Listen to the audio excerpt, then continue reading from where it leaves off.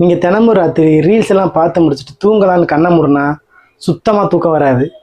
ஏன்னா அப்போ தான் உங்களோட சிறுமூளை பெருமூளை எல்லாம் தீவிரமாக வேலை செஞ்சு டீ கடை ஆரம்பிக்கிறது, இட்லி கடை ஆரம்பிக்கிறது, துணி கடை ஆரம்பிக்கிறது, இப்படி எக்கச்சக்க பிஸ்னஸ் ஐடியாக்களை உங்களை யோசிக்க வைக்கும்.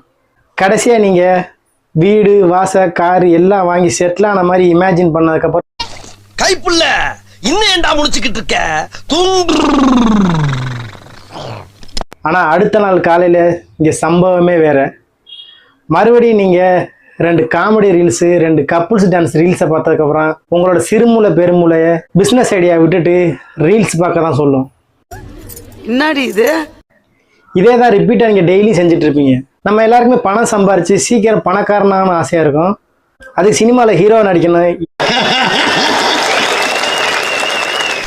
வாய்ப்பில்லை ராஜா.